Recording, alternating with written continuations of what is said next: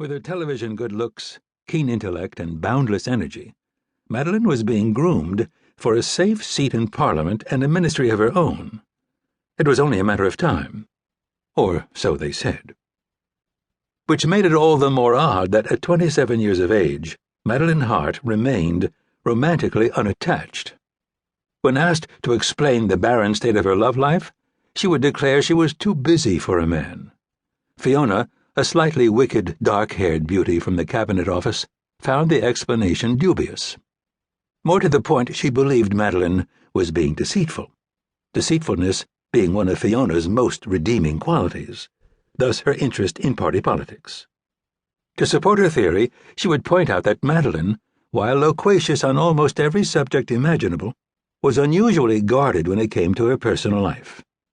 Yes, said Fiona, she was willing to toss out the occasional harmless tidbit about her troubled childhood, the dreary council house in Essex, the father whose face she could scarcely recall, the alcoholic brother who'd never worked a day in his life, but everything else she kept hidden behind a moat and walls of stone. Our Madeline could be an axe murderer or a high-priced tart, said Fiona, and none of us would be the wiser. But Allison, a Home Office underling with a much broken heart, had another theory. The poor lamb's in love, she declared one afternoon as she watched Madeline rising goddess-like from the sea in the tiny cove beneath the villa. The trouble is, the man in question isn't returning the favor. Why ever not? Asked Fiona drowsily from beneath the brim of an enormous sun visor. Maybe he's in no position to. Married? But of course. Bastard.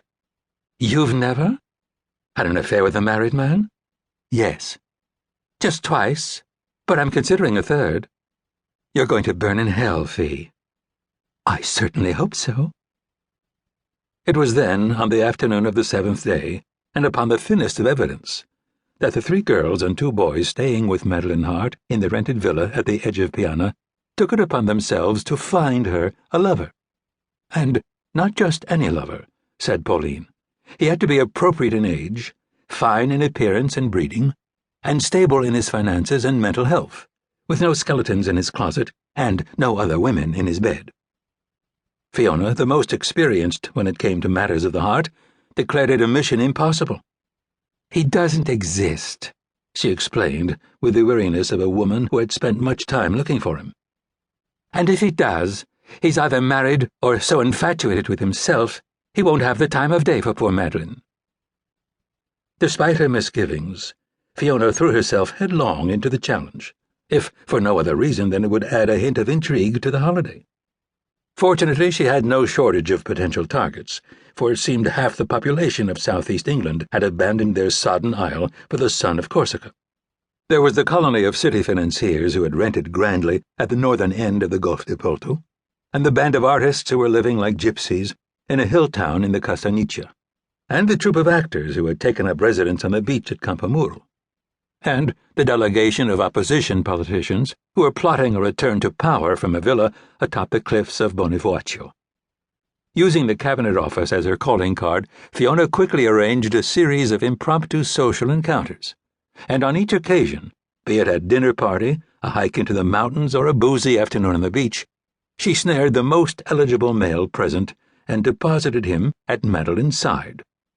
None, however, managed to scale her walls, not even the young actor who had just completed a successful run as the lead in the West End's most popular musical of the season. She's obviously got it bad, Fiona conceded as they headed back to the villa late one evening, with Madeline leading the way through the darkness on her red motor scooter. Who do you reckon he is? Asked Allison. Dunno, Fiona drawled enviously, but he must be someone quite special. It was at this point, with slightly more than a week remaining until their planned return to London, that Madeline began spending significant amounts of time alone. She would leave the villa early each morning, usually before the others had risen, and return in late afternoon. When asked about her whereabouts, she was transparently vague, and at dinner she was often sullen or preoccupied. Allison naturally feared the worst, that Madeline's lover, whoever he was, had sent notice that her services were no longer required. But the following day, upon returning